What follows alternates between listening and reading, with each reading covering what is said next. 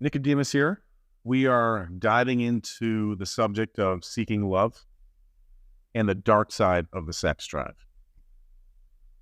If we start with the idea, a theory, if you will, that everything that's plaguing the planet today, the chaos that we see, the lying, the greed, the difference in power, the monetary system, the structures of class and all of it, it very much has as its root the sex drive. And really, in a lot of ways, what we're witnessing is the dark side of the sex drive.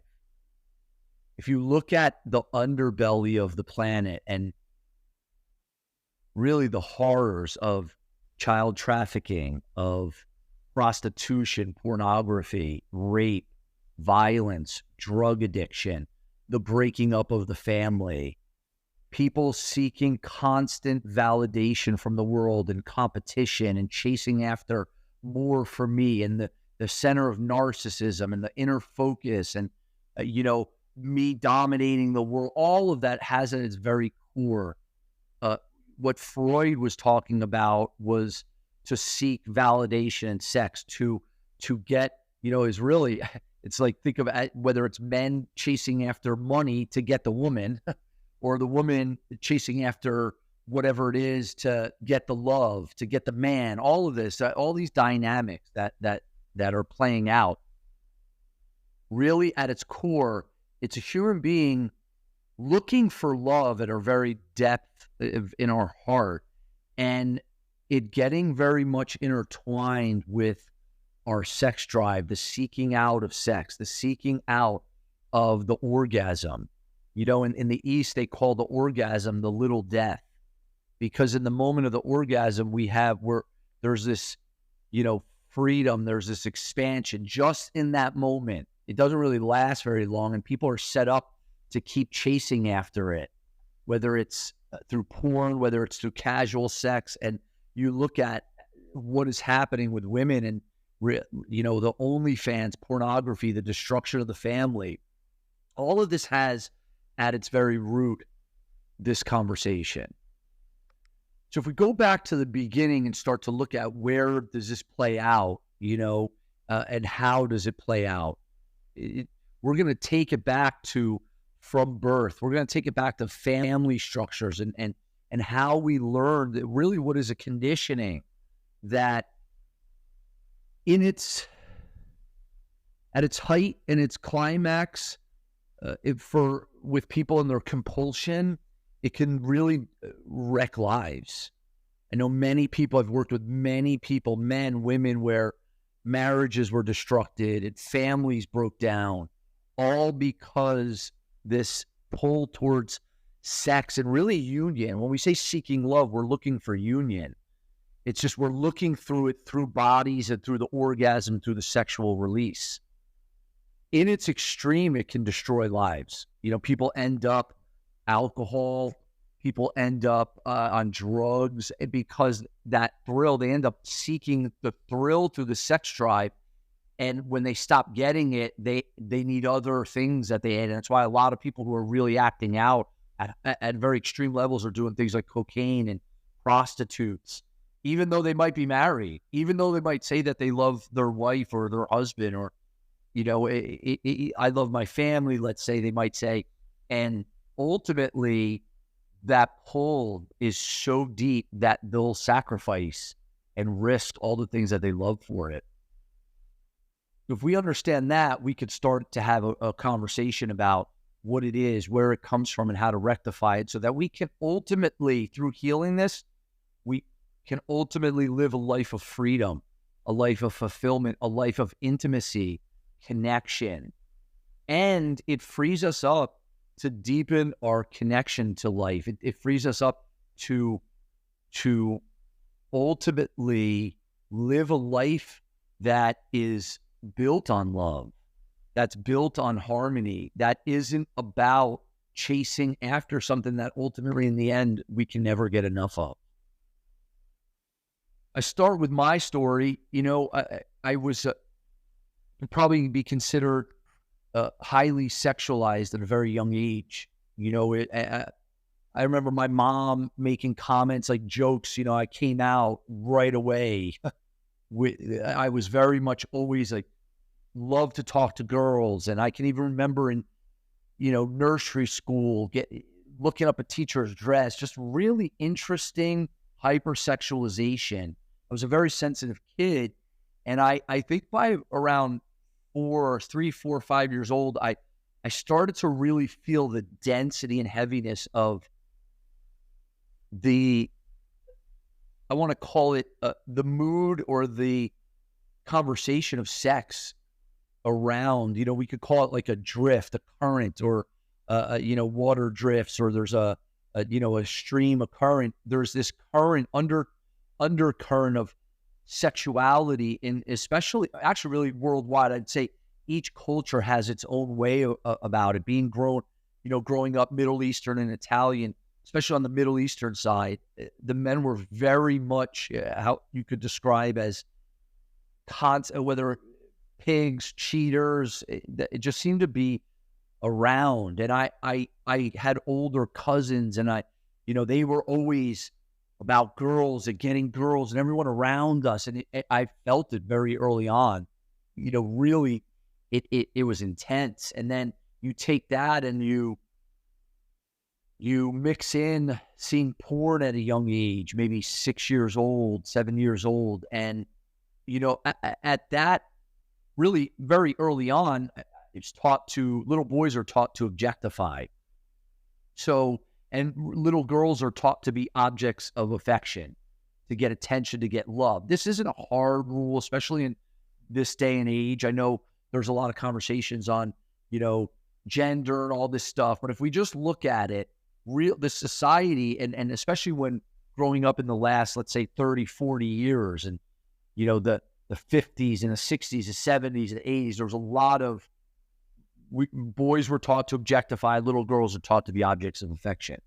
So for me, I was very driven, very competitive, and girls at a very young age became everything. Really, girls in sports, but even sports, as we're having this conversation, sports were to get the girls and to get the attention, right? If you were good at sports, the girls liked you. And then, I can't even remember watching dramas and love shows and all this stuff very early on, whether it was my mom or I loved romance stuff. And it's very much a conditioning. And it turns out that everybody is under this conditioning. Hollywood constantly fosters it. And it's about seeking love, seeking sex, the mixing of the two. And it sets us up for some really, if you're not aware that this is happening, like myself, you go down some dark paths. And it's taken me to some really interesting places. Now, in the beginning, it started out great talk. I always had a lot of friends that were girls that could talk to girls, and became really great with girls and women as I got older. And it became like a sport, which was really interesting, because growing up as really an athlete, and then a basketball player, and being a top basketball player for my age group where I grew up, and then in the country, and super driven, it was though when I walked away from sports, women replaced it. So now you start to see, and I could see so much of the anxiety, so much of the fear, so much of the restlessness and the nervousness. I look back and realize that it was very much a twisted sex drive. Let's just call it that, or a twisted sex drive. It was very much rooted in the early days. Now, you might remember this too. I mean, I can remember when you're a young boy, there's this like coveting, longing, because you're being bombarded with these images of things that you first off can't have. So now it's set up in scarcity, because right off the bat, I mean, you're 6, 7, 8 years old, 9 years old. I mean, I can just remember wanting to have sex so bad, just wanting it so bad, being really young, and it's like there's no, what can you even do about that? There's no, I mean, what do you then what are you resorting to? You're resorting to masturbation. You're starting with images. Maybe it doesn't even start so much with images. You might just start with fantasies, right? I can remember in just starting with maybe the girl at school. Maybe it was this an older, like a mother, whatever it is. Your mind starts to put together pictures and fantasies, but you see that runs out really fast. So then we're like magazines, and then before you know it, it gets harder and harder and climbs slowly over the years. And you think about a young boy, the level of, first off, it's so considered so normal, right? Everybody does it. It's almost you're not normal if you don't do it. You're abnormal if you don't do it. Well, think about that.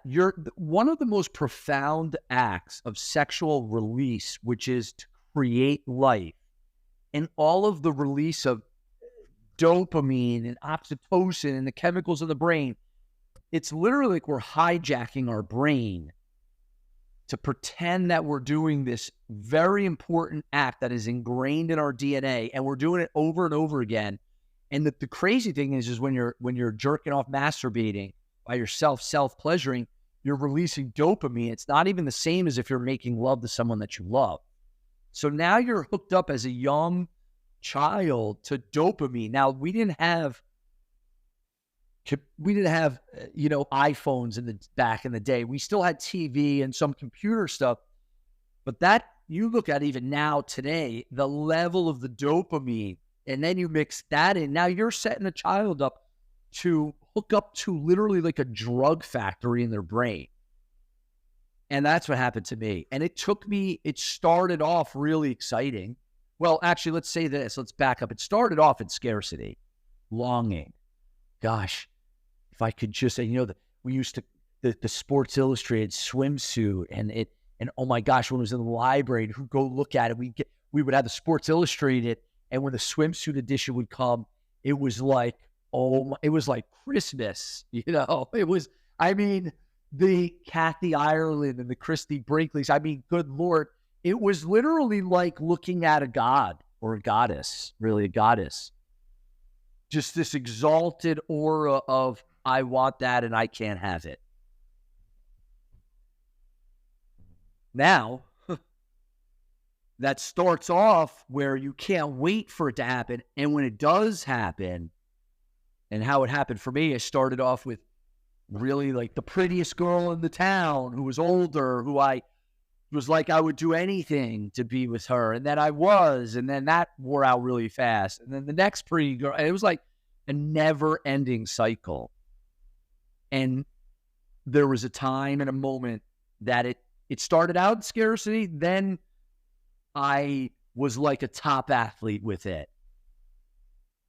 And then it got dark. And that's how this book came about.